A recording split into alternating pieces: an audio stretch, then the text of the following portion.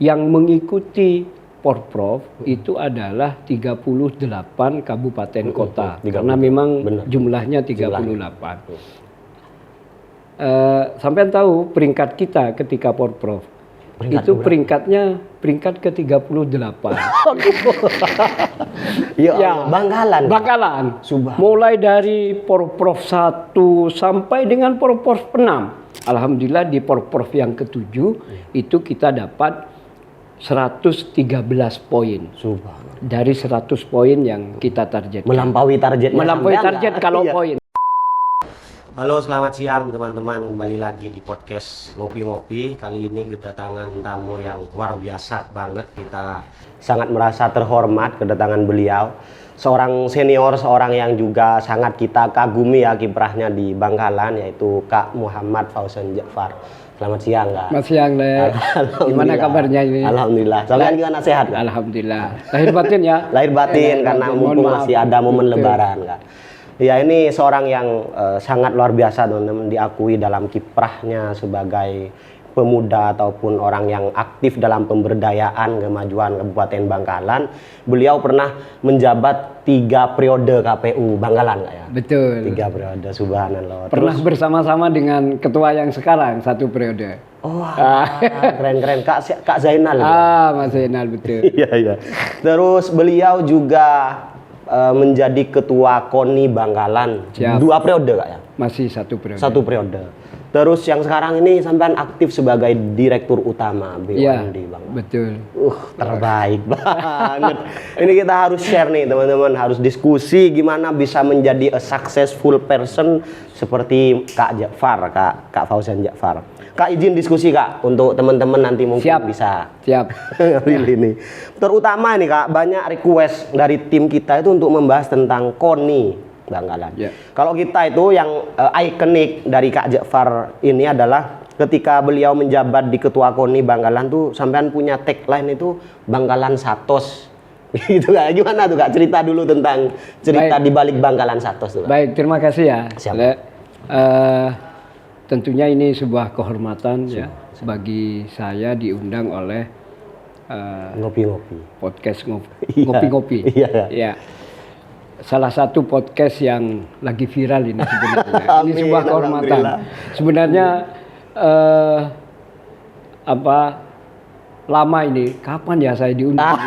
Ternyata akhirnya diundang juga. Sebaliknya kita ingin banget. Baik, jadi begini. Iya. Di semua daerah ya di kabupaten kota itu terbentuk organisasi induk dari olahraga prestasi, gitu ya, termasuk di Bangkalan. Namanya Komite Olahraga Nasional Indonesia. Komite Olahraga Nasional. Iya, KONI. Itu lembaga induk induk organisasi keolahragaan prestasi yang vertikal ya. Jadi dari pusat, provinsi, kabupaten ada. Subhanallah. Berarti sejalur semua ya, sampai ke pusat, Kak? Ya, sampai ada KONI pusat, ada KONI provinsi, ada KONI kabupaten kota. Ini yang ngurusi olahraga prestasi. Jadi saya terpilih menjadi ketua umum KONI Kabupaten Bangkalan itu di tahun 2019 akhir, kalau tidak salah Desember saya ingat waktu itu. Dan memang saya dilantik di bulan Januari 2020 ya, 2000 awal ya, pas corona. Iya. Betul. Tapi sebelum corona itu. Iya. 2020 mulai memasuki. Corona masih ada di luar negeri. Januari. Pada saat pelantikan saya ingat betul. Sebuah kehormatan juga bagi kita, insan olahraga di Kabupaten Bangkalan. Waktu itu saya ingat saya itu dilantik langsung, dihadiri langsung oleh Menpora, Menteri Pemuda dan Olahraga. Waktu itu Pak Zainuddin Amalia datang langsung. Termasuk KONI Jawa Timur itu full tim datang, ketua umumnya, ketua harian, sekretaris jenderal. Saking apresiatifnya ya beliau. Ya mungkin beliau-beliau itu punya harapan besar terhadap kemajuan olahraga di Bangkalan. Dan itu menjadi pelecut semangat bagi saya, terutama bagaimana olahraga di Bangkalan itu bisa maju dan berprestasi. Karena begini, semakin termotivasi. Betul, itu motivasi yang luar biasa bagi kita. Betul. Dan dilantiknya di stadion, di Stadion Bangkalan waktu itu. Alhamdulillah setelah pelantikan itu stadion mendapatkan kucuran bantuan untuk renovasi dari Kementerian Olahraga. Itu berkah pelantikan itu. Ya. Kembali ke prestasi olahraga. KONI ini atau di Indonesia ini kan ada event-event resmi yang harus diikuti oleh daerah, yang bertanggung jawab adalah KONI. Misalnya kalau event namanya itu single event ya. Namanya single event. Kalau tingkat nasional itu namanya PON. Berarti turunan dari PON itu. Betul. Single event kan? Ya, jadi PON itu adalah single event tapi levelnya nasional. Itu harus diikuti oleh KONI-KONI provinsi atas nama pemerintah provinsi, kan begitu. Penanggung jawabnya adalah KONI pusat ya. Dan di tingkat provinsi itu ada yang namanya event Pekan Olahraga Provinsi, Porprov. Yang harus Alhamdulillah itu harus diikuti oleh kabupaten kota daerah. Ya, penanggung jawabnya KONI kabupaten kota atas nama daerah, membawa nama baik daerah. Subhanallah. Lah, pada saat saya menjadi ketua KONI, ternyata sebenarnya di tahun 2021 itu ada Porprov ya. 2021 itu ada Porprov yang ke-7. Bangkalan punya sejarah yang mungkin tidak begitu mengenakan. Di provinsi itu yang mengikuti Porprov itu adalah 38 kabupaten kota. Karena memang jumlahnya 38. Sampai tahu peringkat kita ketika Porprov. Itu peringkatnya peringkat ke-38. Bangkalan. Mulai dari Porprov 1 sampai dengan Porprov 6. Ya Allah. Dulu Porprov itu eventnya kalau tidak salah 4 tahunan begitu ya, lupa saya. Setelah Bu Hovifah ini kembali ke 2 tahunan. Ya. Miris banget Kak Bangkalan. Makanya ketika saya dilantik menjadi resmi definitif menjadi ketua KONI, maka saya punya target. Begitu ya. Saya punya target bagaimana prestasi olahraga di Bangkalan itu ketika mengikuti Porprov itu punya lompatan yang luar biasa. Yang namanya target itu memang harus muluk-muluk. Kalau tidak muluk-muluk bukan target itu namanya. Kan begitu ya. Harus tinggi banget. Harus tinggi. Makanya target saya waktu itu Bangkalan harus dari 38 harus melompat ke 10 besar. Target saya waktu itu. Yang namanya target kan bisa tercapai. Itu bisa sekedar tidak. Target dari internal sampean apa memang gimana? Karena itu gak mungkin banget kayak 38 itu langsung. Gimana tuh Kak? Tentunya itu kita melihatnya fakta ya. Sebenarnya faktanya begitu terkait dengan potensi atlet, bibit-bibit yang ada itu sebenarnya Bangkalan luar biasa. Sampean melihat sebenarnya potensinya luar biasa.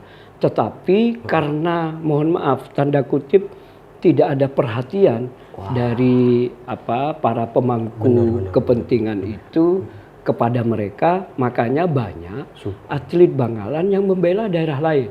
Allah. Makanya waktu itu atlet yang membela daerah lain saya pulangkan semua.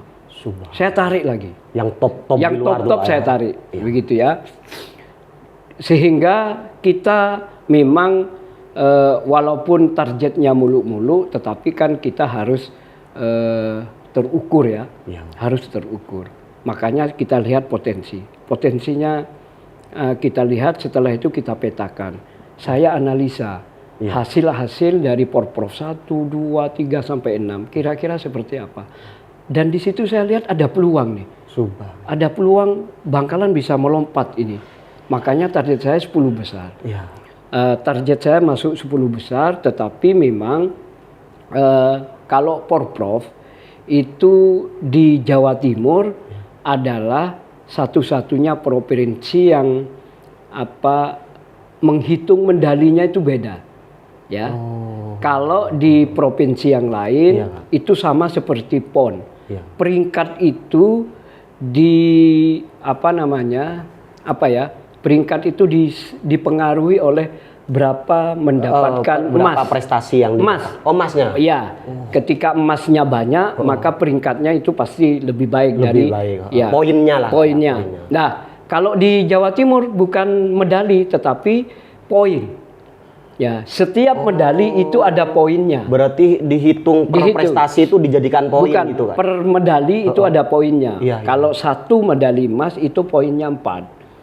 Nah, kalau perak poinnya 2. Kalau perunggu poinnya 1. Itu diakumulasi. Diakumulasi nanti. Makanya hasil analisa kita, target kita untuk bisa masuk ke 10 besar itu targetnya harus minimal 100 poin. Minimal 100 poin.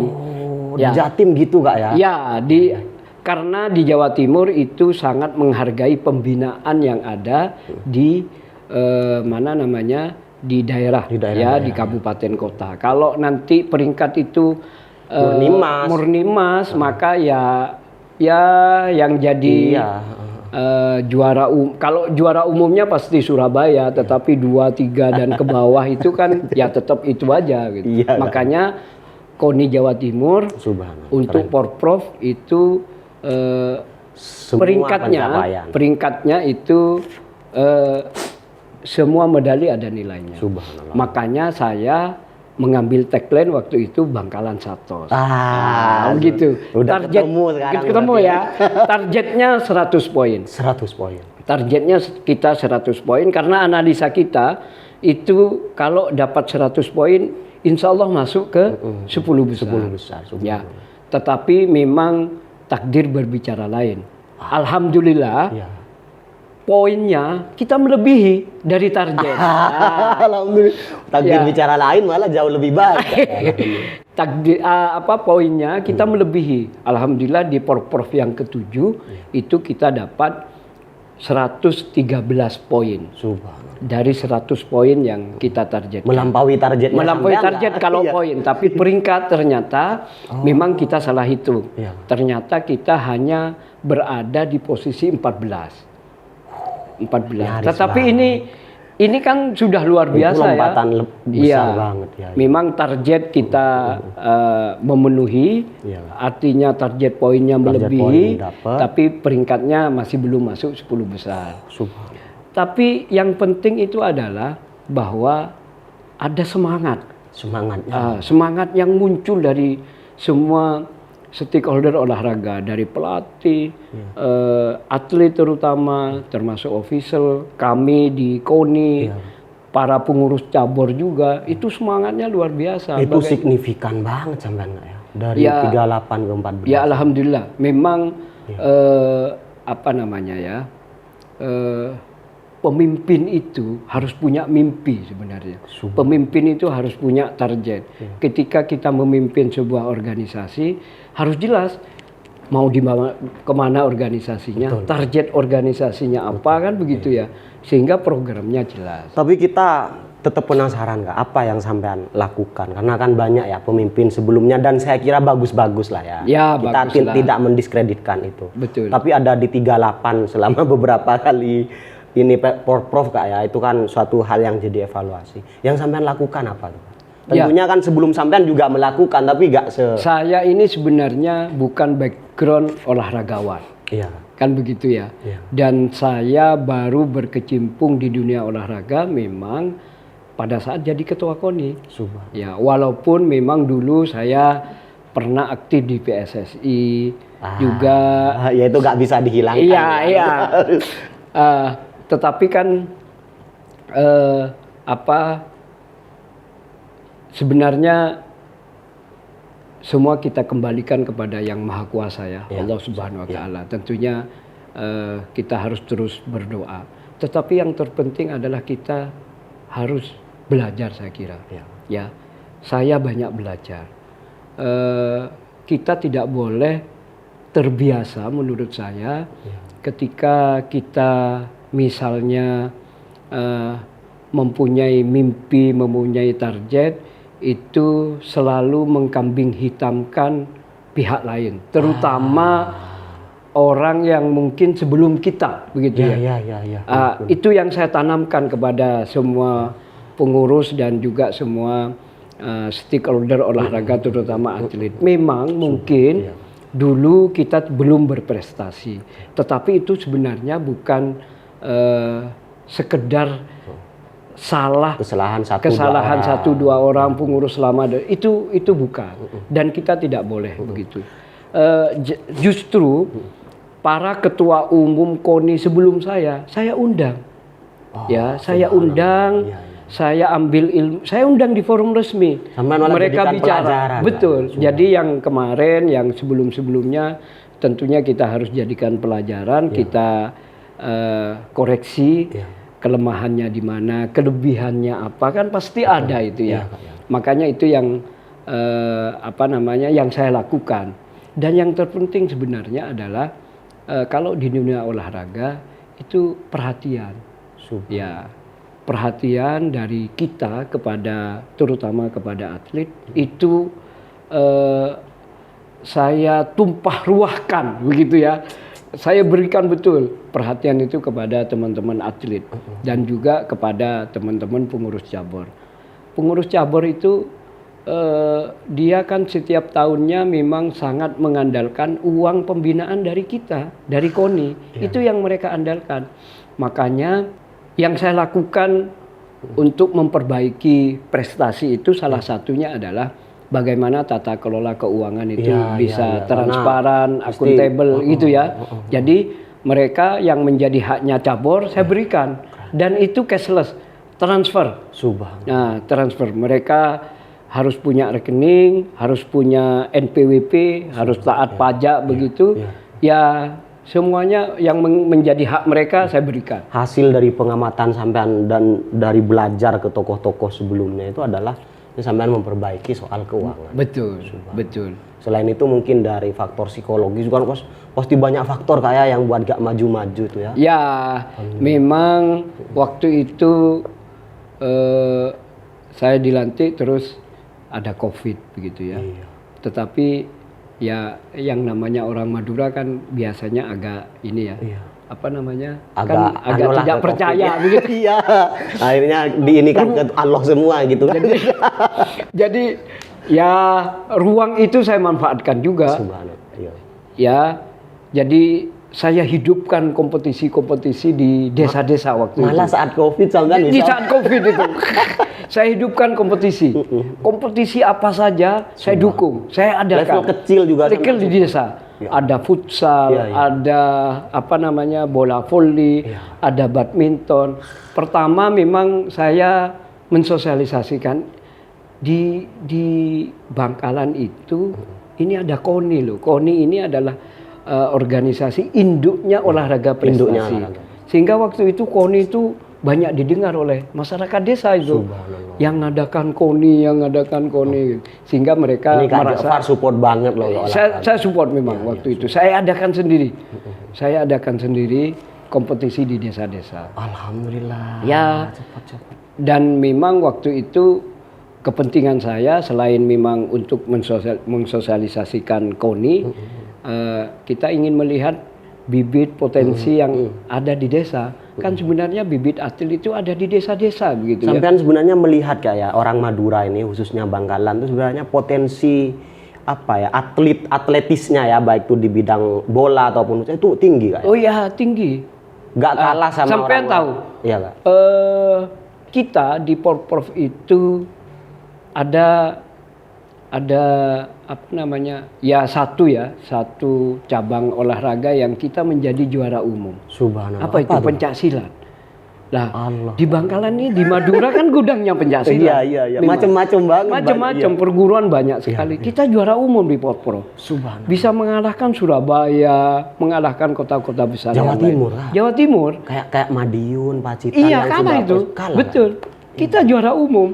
Nah, ini kan dan banyak cabang olahraga yang kita hampir juara umum, tapi kita ada di peringkat 2, peringkat 3 kan begitu. Ada catur kita, ada biliar, gitu kan. Allah, alhamdulillah. Bangkalan itu. Bangkalan itu. Ada selam, ada renang juga. Ini kan sebenarnya potensi-potensi yang ada. Kak, ini dari perspektif nih, saya mau nanya ke sampean langsung. Kalau dari pendidikan gimana, Kak? Pendidikan olahraga. Kalau tadi sampean semarak dari desa itu kan partisipasi lah ya, kayak dalam bentuk. Kalau dari pendidikannya gimana? Memang begini. Memang program sebagus apapun gitu ya, yang kita rencanakan, yang kita canangkan, ketika itu parsial, sendiri-sendiri, tidak terintegrasi, itu mungkin hasilnya juga kurang maksimal. Karena begini, karena sebenarnya di olahraga itu banyak kendala yang kita hadapi. Salah satunya itu memang selain memang faktor orang tua ya, faktor orang tua itu kadang memang menjadi salah satu kendala juga begitu ya. Misalnya anaknya itu sangat berbakat di salah satu bidang olahraga, bola, pingin konsentrasi begitu, menekuni di situ, tetapi sama orang tuanya tidak didukung, kan begitu ya.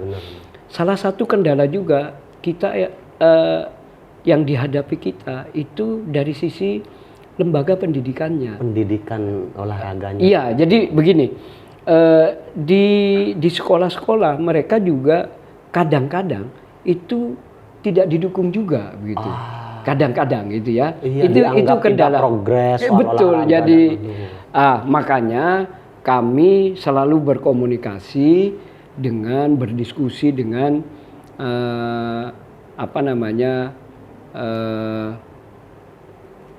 dinas terkait dinas pendidikan, baik dinas pendidikan kabupaten atau dinas pendidikan provinsi. Kita selalu komunikasi, berdiskusi kira-kira ini seperti apa. Makanya mimpi kita itu bagaimana dari sisi lembaga pendidikan, dunia olahraga ini ada support yang konkret ada support yang konkret. Alhamdulillahnya hari ini ya ada salah satu SMA. Ini biar kita sosialisasikan juga ya. Ada salah satu SMA di Bangkalan, SMA Negeri 3 Bangkalan, itu membuka kelas prestasi khusus atlet. Subhanallah. Nah, ini kan harus kita dukung ini. Makanya apa kelas prestasi itu? Kelas prestasi ini memang kelas khusus untuk para atlet yang berprestasi, gitu. Atau walaupun tidak berprestasi, ada siswa yang ingin menekuni di olahraga, itu bisa masuk di passionnya di olahraga, bisa masuk di kelas prestasi karena belajarnya itu fleksibel. Tidak seperti siswa yang lain, ya fleksibel. Sehingga kalau latihan mereka tidak terganggu. Kayak ekskul gitu, kayak ekskul tapi ini diformalkan. Ya ekskul tapi diformal.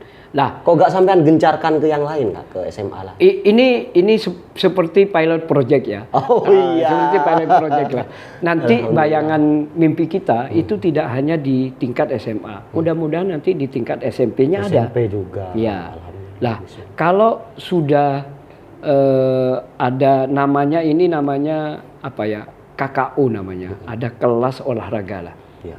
Ada kelas olahraga. Kalau sudah seperti ini bagus. Jadi salah satu kendala yang kita hadapi dari atlet, misalnya jadwal latihannya terkendala dengan jadwal di sekolah, akademiknya begitu, mereka sudah bisa teratasi. Ini semua kabupaten kayaknya butuh orang kayak sampean ini Kak. Wah, sebenarnya banyak lah. Karena kan kemampuan sampean dari sesuatu yang tidak dapat perhatian kayak gitu bisa sampai punya ini semua, mulai dari sosialnya ini sampai ke lembagaan, terus tentang keuangannya juga bisa sampean. Iya, jadi sebenarnya gitu. Kita ini didukung oleh banyak pihak ya. Terutama oleh pemerintah daerah. Jadi dukungan anggaran dari pemerintah daerah itu juga luar biasa. Ketika mungkin dulu sebelum saya itu anggarannya maksimal, kalau tidak salah pernah 1 miliar. 1 miliar. Itu maksimal. Kadang 900, 700, kadang 500 sekabupaten. juta. Sekabupaten itu. Tapi alhamdulillahnya ketika saya terpilih langsung didukung oleh pemerintah daerah 2 miliar.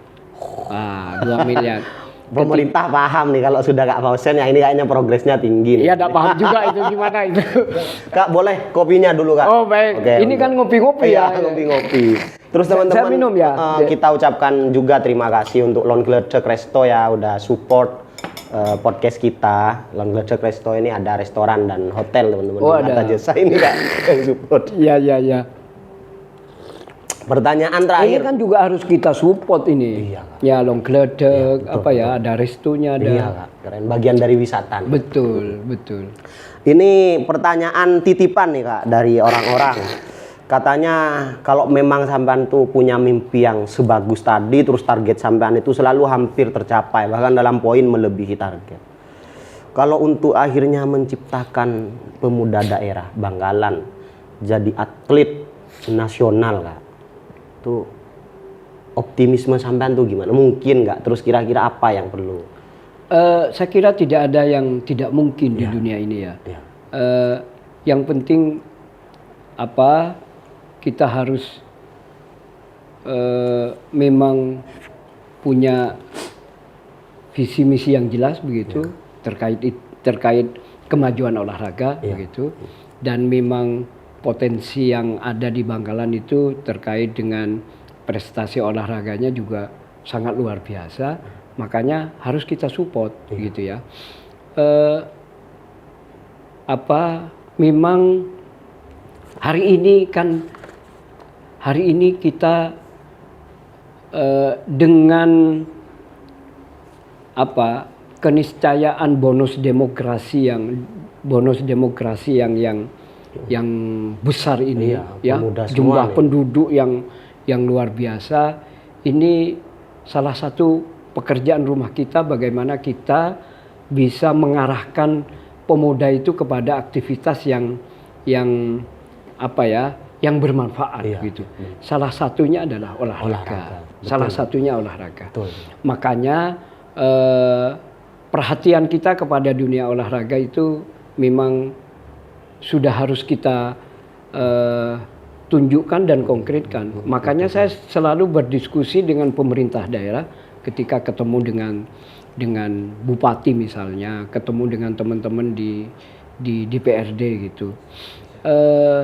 Arah pembangunan gitu ya, arah pembangunan pemerintah daerah itu sekarang sudah harus mulai melirik dunia olahraga. Iya. Kan begitu. Kenapa? Bergennya udah tinggi juga olahraga. Selain itu begini deh.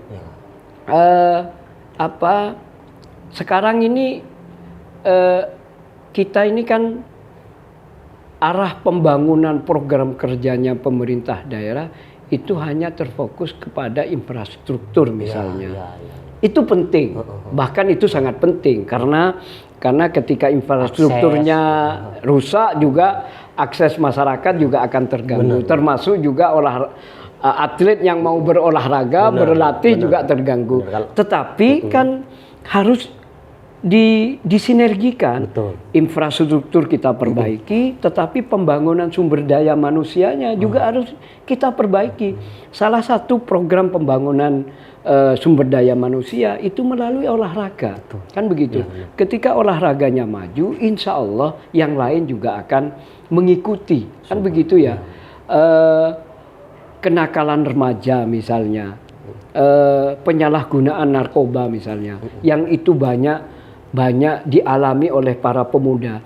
Itu kan mereka kan harus dialihkan dengan program pemerintah yang jelas kan begitu. Keren banget tuh, benar. Iya, dengan olahraga. Insya Allah itu akan bisa diatasi gitu ya. Makanya pembangunan sarana olahraga sudah harus digalakkan oleh pemerintah daerah. Saya nyambung banget tadi tuh Kak, di kampung saya itu Kak, ada anak-anak yang SMP yang misalkan dia agak bisa lanjut, itu jadi kurir narkoba dan sebagainya. Iya ketika kan? Pada saat itu dikasih Kak, ada lapangan di kampung tuh Kak, main sore itu, mereka itu akhirnya lambat laun tuh gak ini lagi, oleh karena pergaulan itu Kak ya, karena pergaulan dan lain sebagainya yang suportif. Akhirnya gak aktif lagi di sana dan fokus di olahraga itu. Betul. Kan mereka itu kan sebenarnya tidak ada tempat untuk melampiaskan apa istilahnya ya. Karena kan muda masih aktif-aktif. Iya. Itu harus kita dukung. Dulu di awal-awal saya menjadi ketua KONI malahan banyak saya walaupun hanya nyumbang pasir misalnya, nyumbang semen misalnya, banyak saya membangun tempat bulu tangkis, tempat voli begitu ya. Ya banyak support banget lah. Kita support lah. Belum dijawab sama sampean, optimisme untuk jadi atlet nasional. Kan kalau sampean tadi masih levelnya provinsi ya. Kalau biar jadi terkenal kayak Andi, kayak siapa itu lagi. Kalau sepak bola memang dalam hal apapun. Iya, kalau sepak bola memang masih belum. Tapi di futsalnya sebenarnya ada anak kita yang sempat bermain menjadi timnas ya. Kalau tidak timnas salah futsal. Timnas ya. Bangkalan. Terus juga ada atlet kita yang menjadi juara dunia pencak silat. Ya, kan pernah di Malaysia itu. Itu anak Bangkalan, anak Kamal. Ya. Putranya tokoh pencak silat juga di sini. Putranya Kak Suhaimi. Kalau tidak salah namanya Sarif Hidayatullah Suhaimi, juara dunia di Malaysia. Kita punya atlet hari ini, saya Bangkalan itu punya atlet renang yang akan tampil di SEA Games Manila ini di bulan Mei ini. Ada itu atlet Bangkalan itu. Masih SMP kalau udah mau SMA. Nah, sekolahnya di Kelampes. Lah, artinya bahwa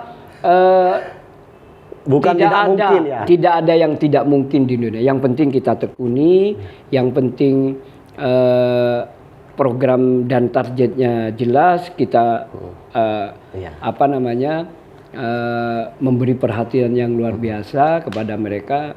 Insya Allah mereka juga akan semangat. Subhanallah, terima kasih banyak atas kontribusi sampean di bidang olahraga di KONI ini. Ini sudah terjawab ya teman-teman tentang visi misi beliau untuk jadikan orang Bangkalan sebagai atlet. Dan tahun ini tahun ini 2023 itu juga akan ada porprov lagi. Kemarin porprovnya 2023 ini. Kemarin itu porprov yang ke-7 itu sebenarnya 2021 karena Covid ditunda 2022. Nah, sekarang ada porprov lagi tahun ini, porprov yang ke-8. Tuan rumahnya 4 kabupaten, Sidoarjo, Mojokerto Kota Kabupaten dan Jombang. Kita akan juga ikut, mohon doanya. Amin. Dan tagline kita ganti. Apa itu Kak? Tagline kita ganti untuk menyemangatkan membangkitkan semangat juangnya para atlet dan semuanya ya. tagline kita untuk Porprov yang ke-8 itu tidak Satos lagi, Apa? tapi Bangkalan tos seket. Ya. Bangkalan tos seket. Nah, Bangkalan tos seket. Itu ada makna akronimnya juga. Apa Kalau tuh? Satos itu juga ada makna akronimnya ya. Apa dulu. tuh, Kak? Kalau Satos Iya, Kak. dulu sejahterakan atlet, Iya, sejak. target, optimis, sukses. Subhanallah. Jadi kemarin itu kita perhatiannya luar biasa kepada atlet. Kita sejahterakan betul itu Iya, Kak, atlet. siap, Kak. Sehingga semangatnya atlet luar biasa. tos seket Tapi ini, Kak. target poin kita 100 poin, Satos.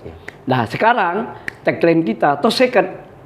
Karena kita sudah pengalaman yang kemarin, makanya tos seket itu terukur, ya, Subhanallah. terukur, optimis, sukses gitu. Ya, alhamdulillah, Kak. Keren banget sampean. Semangat, seketnya itu semangat, kerja keras dan tanggung jawab. Itu target, itu makna akronimnya. Kok cerdas banget sampean dalam hal bahasa itu. Apa ya, untuk membangkitkan Iya. giroh perjuangan, apa namanya, semangat perjuangan itu kan memang harus dibangkitkan dengan narasi, Iya, ya. betul. Bagaimana Sepakat. Bung Tomo dulu membangkitkan semangat juang arek-arek Surabaya itu kan karena apa namanya, orasinya beliau. Iya, benar. Orasinya beliau. Subhanallah. Kalau sekarang tanpa orasi tapi tagline itu penting. Narasi. Kan begitu. Narasi itu penting. Jangankan dalam program ya, bahkan dalam tagline beliau sangat serius, teman-teman. Mikirkan dari targetnya, terus arti dari setiap katanya, luar biasa.